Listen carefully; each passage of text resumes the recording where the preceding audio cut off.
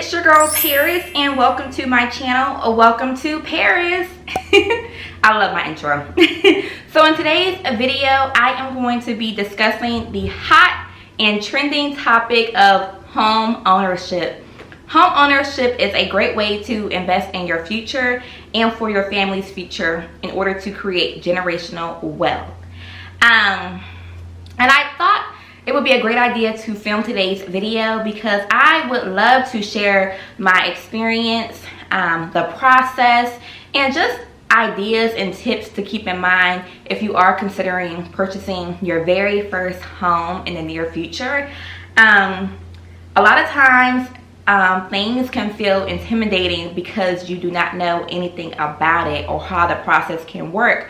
So I figured, why not create a short video for you all just to hear my recommendations through my experience, and hopefully it can lead you to purchasing your first property and you have more knowledge to go by. Of course, I am not an expert in the field.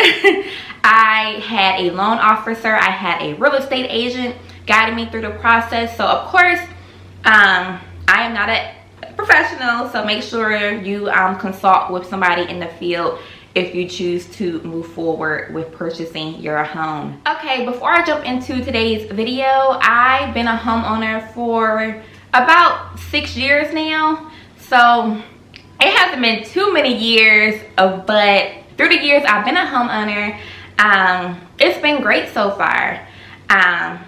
I know that the market is so hot right now, and if I were to sell, I could probably make a decent amount of profit, but that is not my objective for now. I plan on staying in my home for quite a few years until I figure out where I would like to move to next. I currently live in the DMV area. I reside in Maryland, and yeah, property value is a hot commodity right now wherever you live.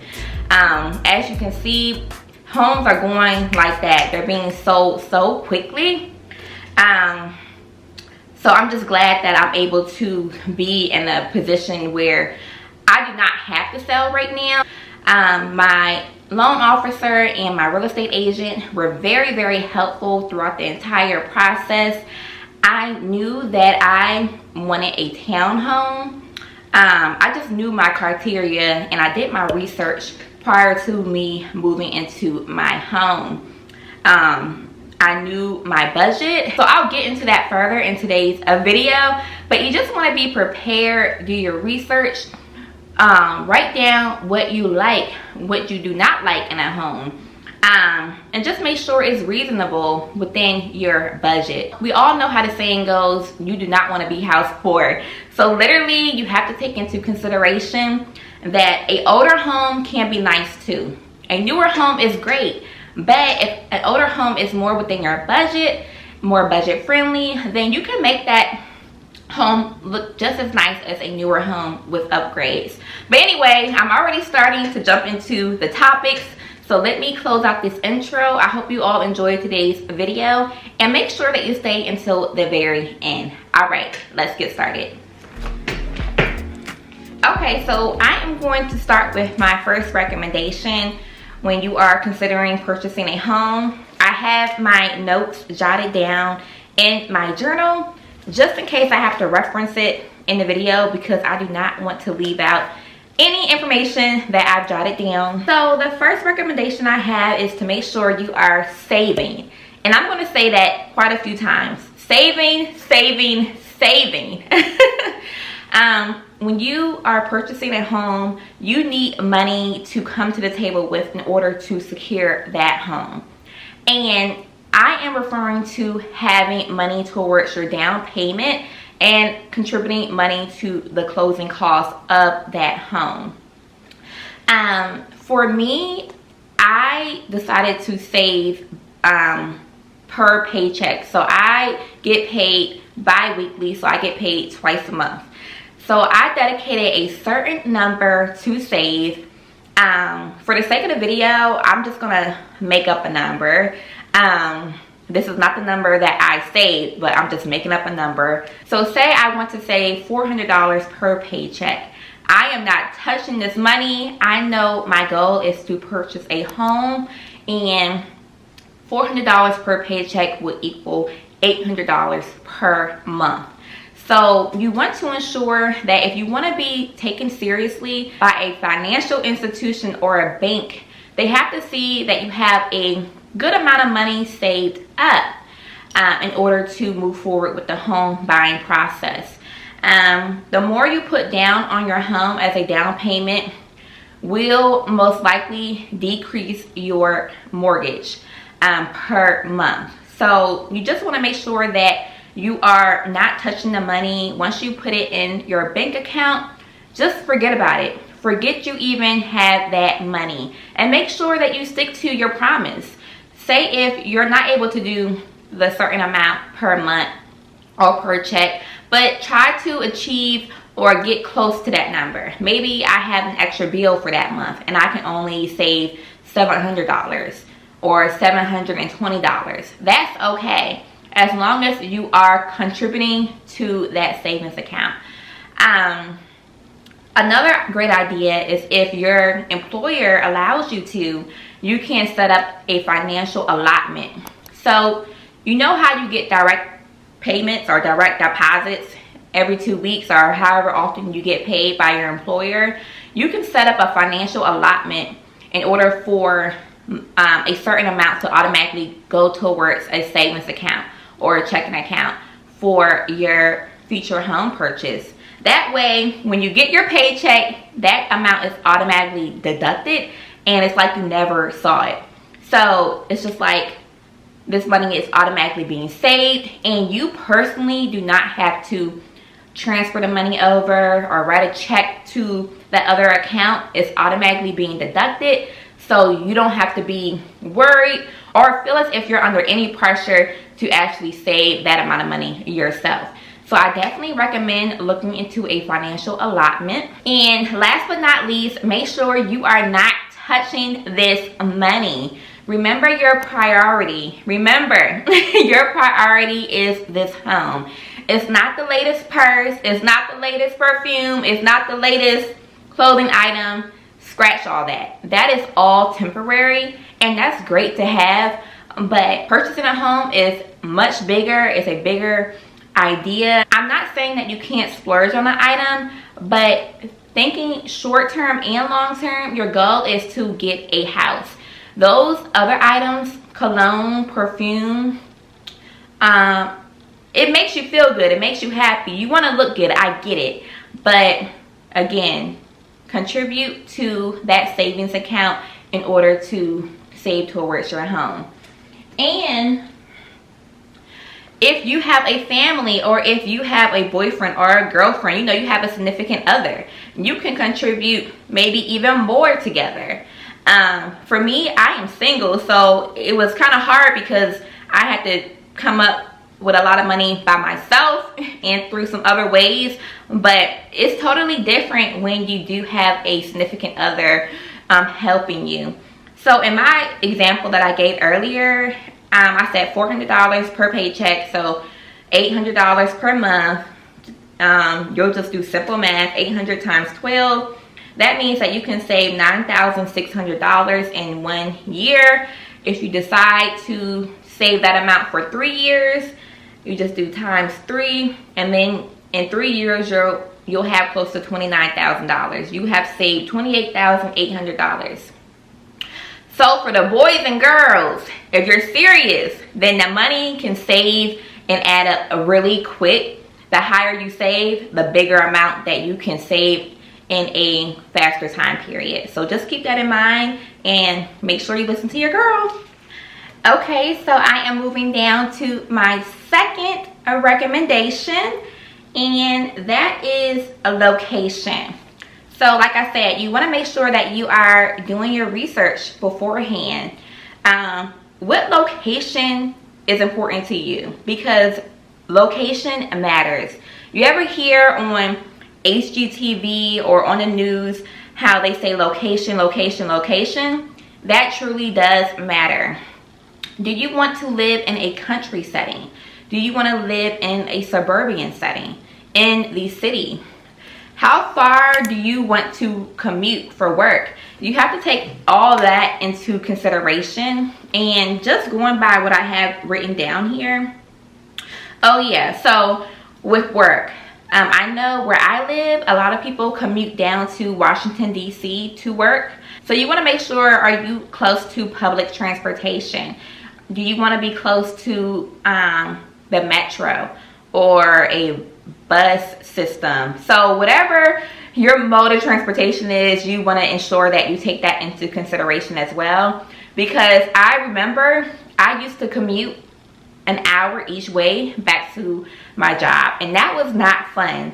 Not only was I in traffic, but that is a lot of wear and tear on your car. I was literally commuting, I think, about 115 miles per day going to work and back home. So take that into consideration. You may want to move closer to where you work.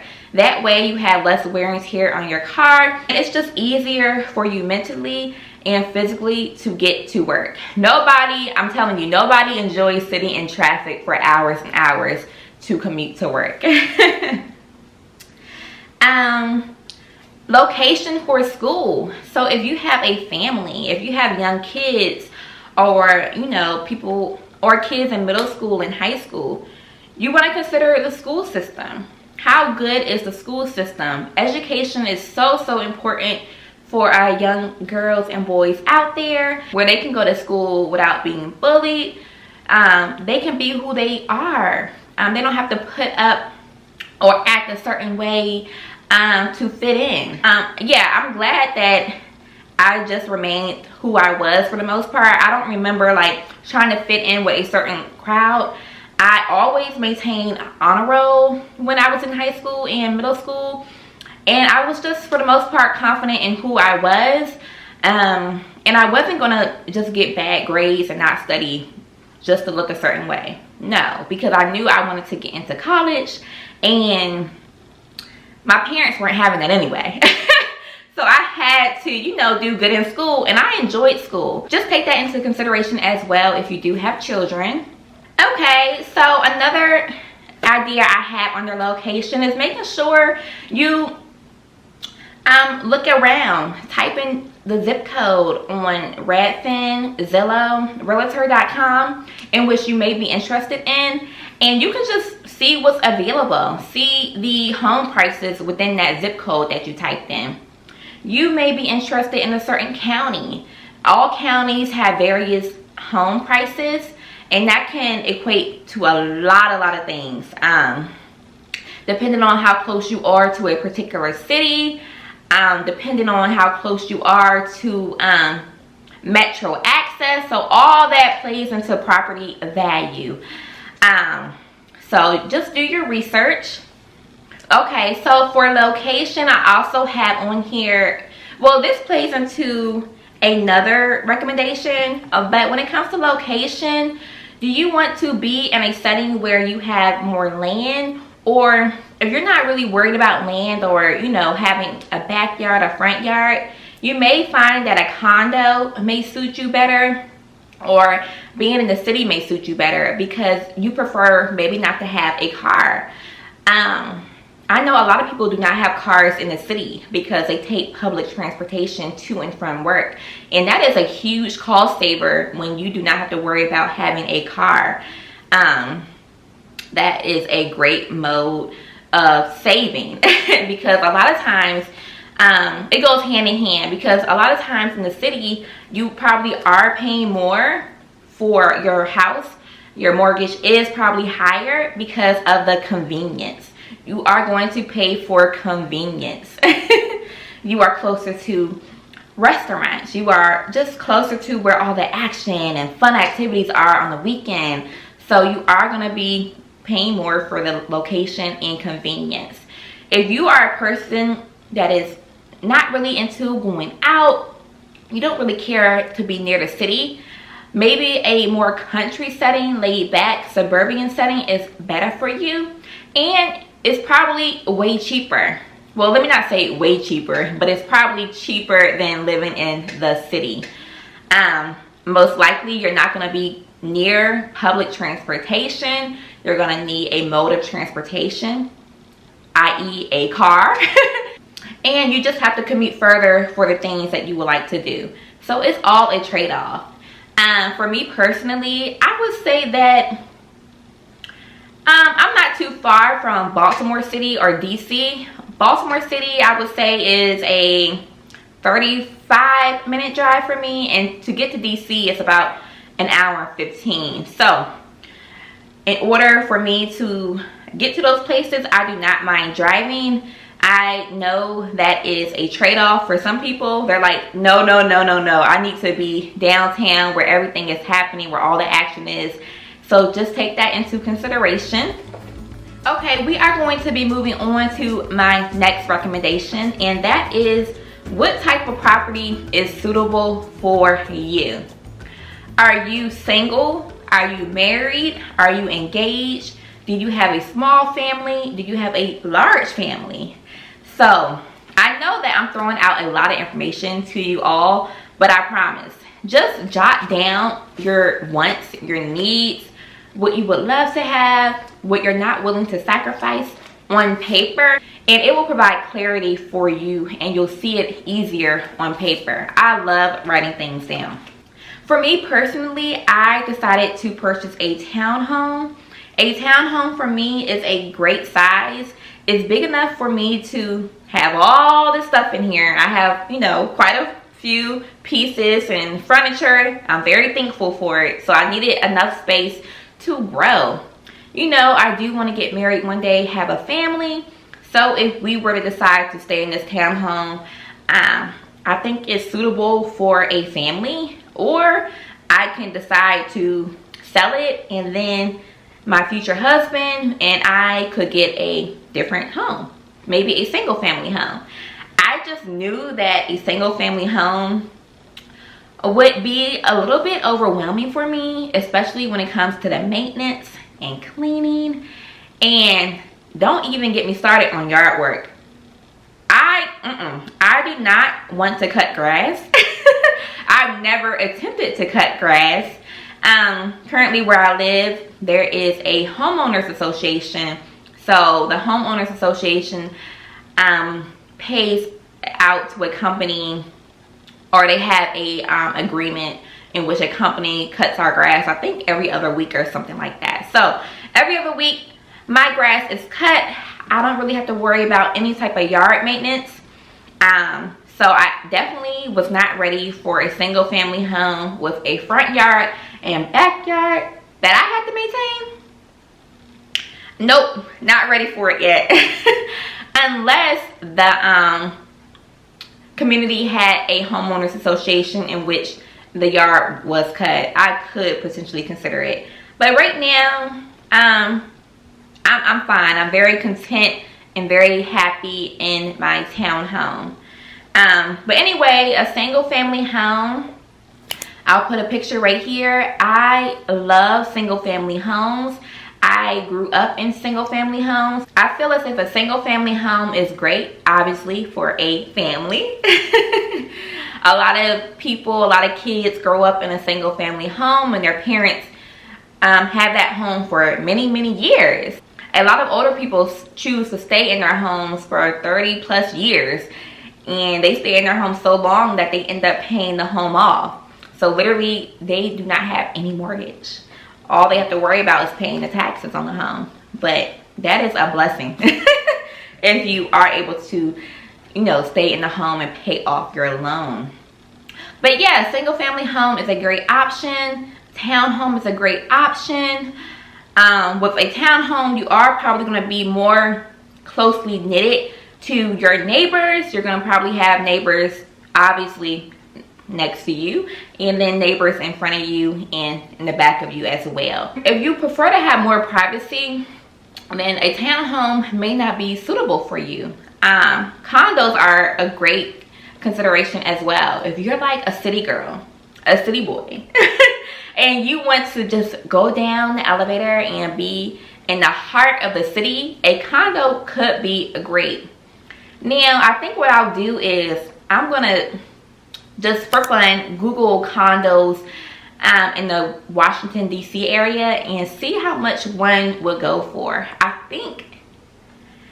think a nice condo would probably go for $400,000 and up. But I'll insert a screenshot of what I find in the video somewhere. I'm pretty curious to know how much a condo would cost. And a lot of times with condos, you do have to pay a condo fee, if you did not know. So a condo fee is basically a monthly payment, or it may be a quarterly payment that you have to pay in order for the maintenance of the building, the maintenance of the outside area, the pool area, the grass area. What else?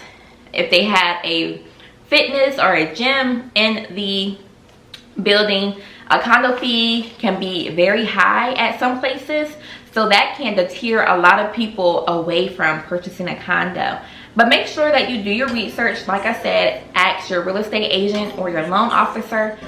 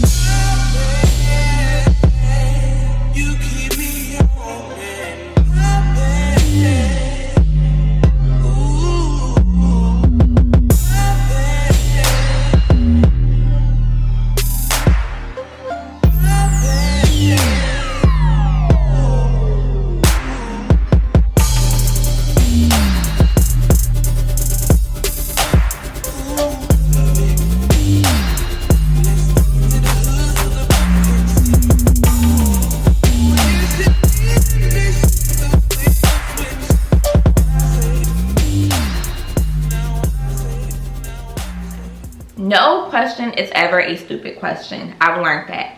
Because if you don't ask, you're never going to have it answered. So ask. I'm going to grab a quick drink. I am getting parched talking. Here, tiny home. Okay. I'm not saying never will I live in a tiny home, but most likely I will not. I like big furniture. I don't know if I could do a tiny home.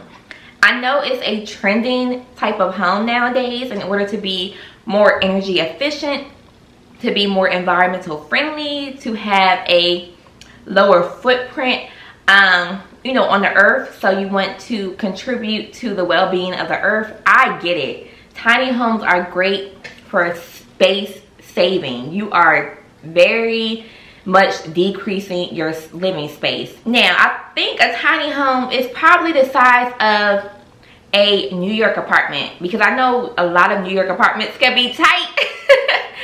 So I'll put in the video somewhere what I find on how big a tiny house should be. Like, is it less than 1,000 square feet? Is it 800 square feet? I honestly don't know. So I think that that'll be a fun little research that I can do in the video, and I'll make sure that I put the information right here or right here. Okay, so I left off another type of home or property, and that is a mobile home. Now, let me just grab my phone to get a quick definition of a mobile home, just to make sure I am giving you all correct information.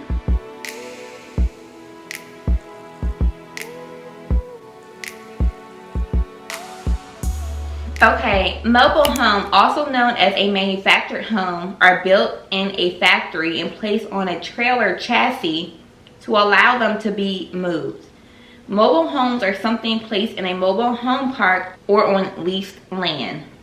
In these cases, the owner rents a space or leases land but owns the mobile home itself.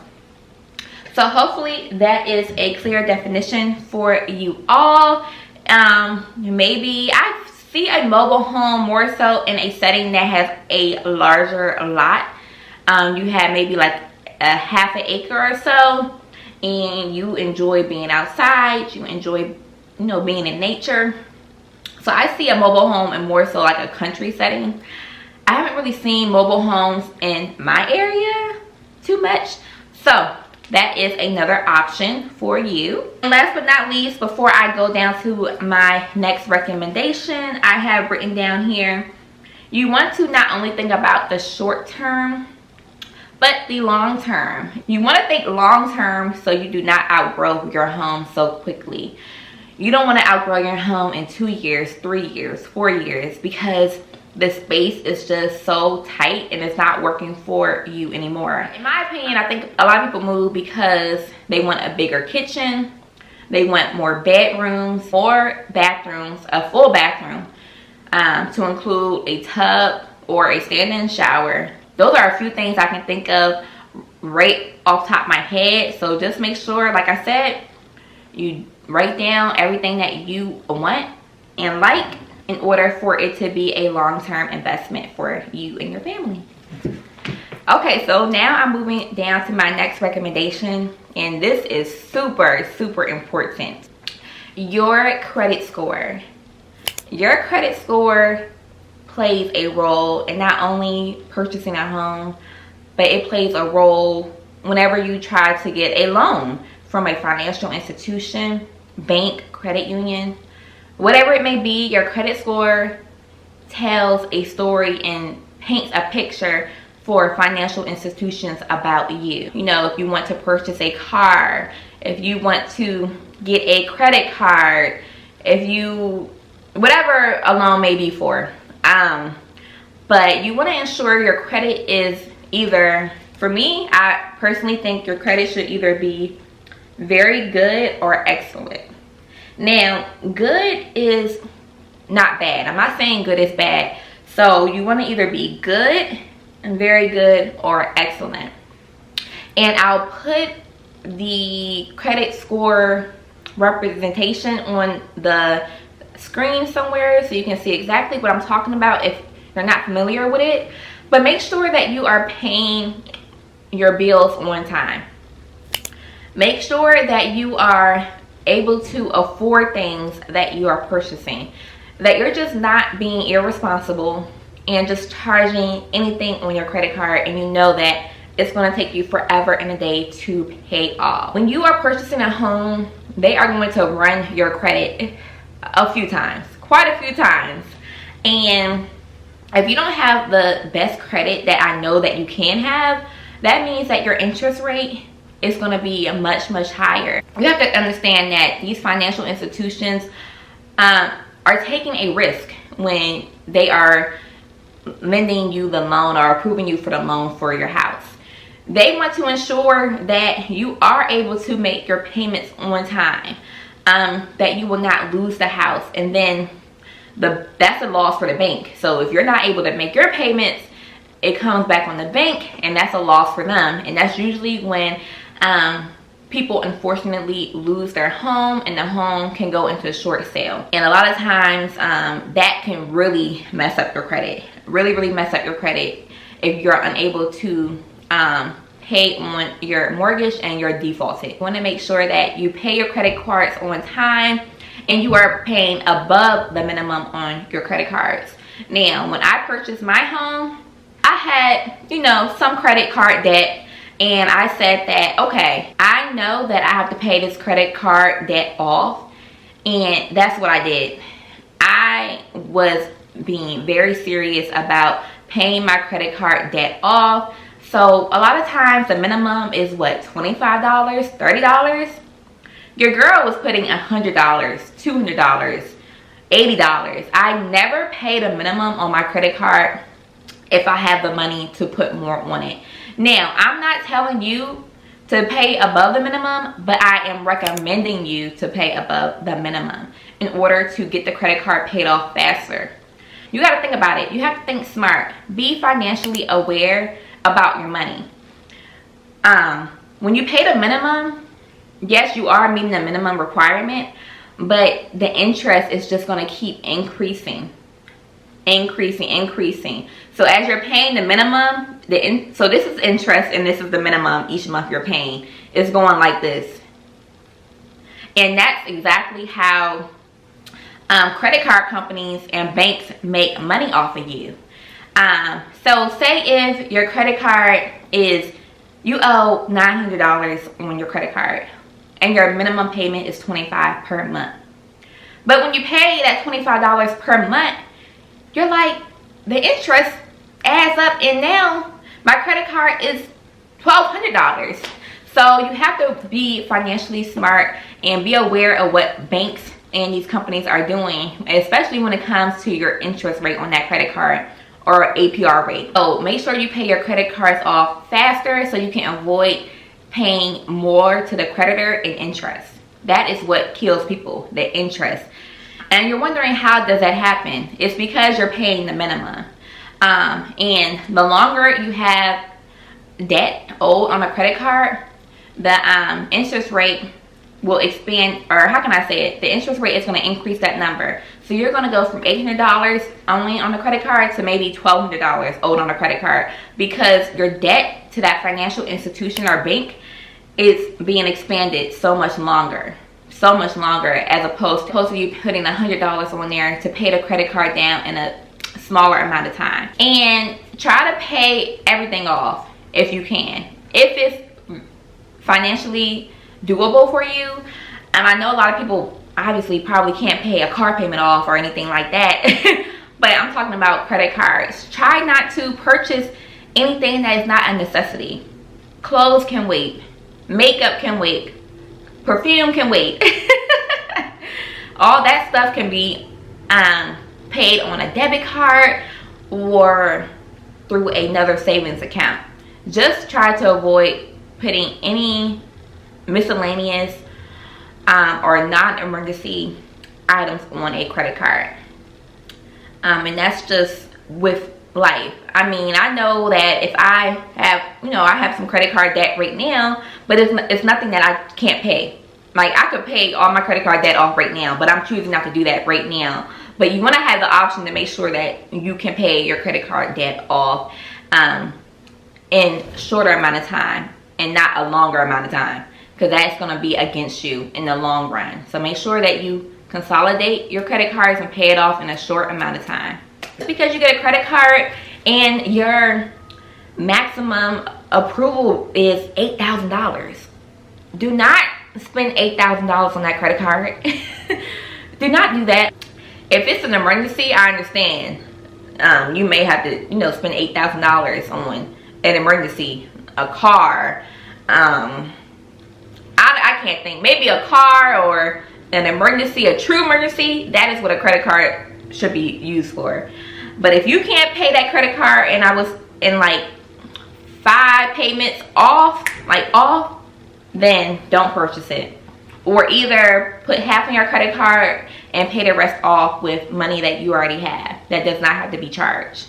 Okay? I am wrapping the video up with my last recommendation of the purchase price of your home. Now, obviously, we would love to have the biggest and grandest and latest and greatest in a home. Is that reality? No. For most of us, that's not reality when you are purchasing your first home. Remember, we do not want to be house poor, where you have the latest and greatest this and that, but you're late on your mortgage or you're missing your mortgage payments. We definitely do not want that, okay? You can play around with, I think, Redfin. Redfin is a good website in which you can actually click on a home and then you can play with the down payment portion, the interest rate, and you could see like your calculated or estimated monthly mortgage payment. How to get an idea based off the housing market, and you're doing your research every day, every other day, and just seeing the property value in your area or the area that you're looking to move to. And you can kind of get a feel of what you're willing to spend on a home. It may be $200,000.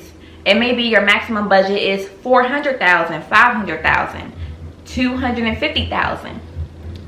So once you get a ballpark range of where you're at and how much you saved, maybe in 3 years you saved $25K, $15K, $10K, whatever that number is, you want to ensure that you are ready. And you'll know when you're ready because it's a gut feeling. It's a gut feeling saying that I'm ready. I feel confident. And that's when you fill out a mortgage application through your choice of financial institution. They'll ask for required documents. I can't think of any off the top of my head, like exact documents, but most likely it's going to be your social security number, your bank statements, to show that you do have a certain amount of money in there, and that's going to go towards your down payment and closing costs. They're going to ask, let's see, for your pay stubs, your W-2s, and of course they're going to run your credits. They're going to run your credit to get your credit score. You want to make sure that you are prepared, you are aware, and you are somewhat knowledgeable of the process as well. Once they get all the information needed from you, you'll be in contact with a loan officer or somebody at the bank or financial institution, and you'll be in contact with them. They may need additional documentation, so just make sure that you are actively communicating with that person, and then eventually you should get your pre-approval letter for what you're being pre-approved for. So it may be $300,000, $200,000, whatever that number may be. And once you have that pre-approval letter, that is so exciting. I remember when I got my pre-approval letter and I was like, whoa, I'm pre-approved for that much? And I was like, I don't want to go near that number. So I purchased a home which was way lower than what I was pre-approved for. Just because you're pre-approved for a lot higher doesn't mean you have to, you know, go to that number. And you can go way lower and still find a nice home. I met a real estate agent. I still talk to my real estate agent until this day. If I were to sell my home, I would definitely reach out to her because I do like her. We do have a business relationship, so she's been great. Once you get that pre-approval letter, you and your real estate agent can start going on the house hunt for your first home or your second home, third home, vacation home. Wouldn't we all love to get to the point where we're buying our vacation home? Like, I want to, the whole point of the video is for you all to be aware and to know what you thought was impossible is possible. You just have to be aware and prepared and do your research. Take the time to do the research because it is a big step in life to be a homeowner, but it's so rewarding. It's so gratifying to come home every day to your home. It's a lot for me to say. That's why I'm having like a hard time expressing how I feel. I'm just so grateful and I love my home. Know the home for you. You're gonna feel it.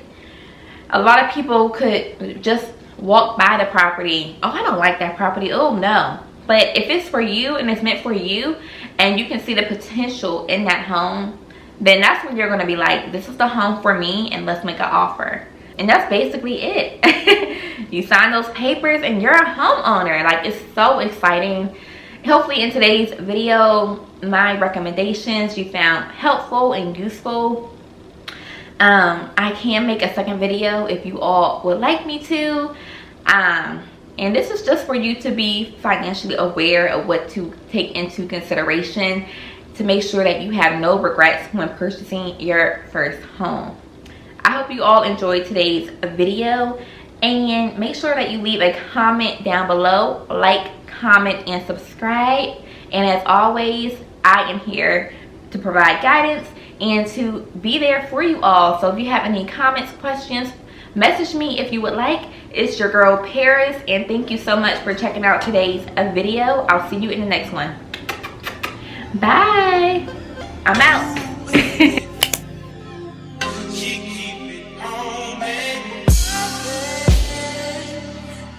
try to keep on.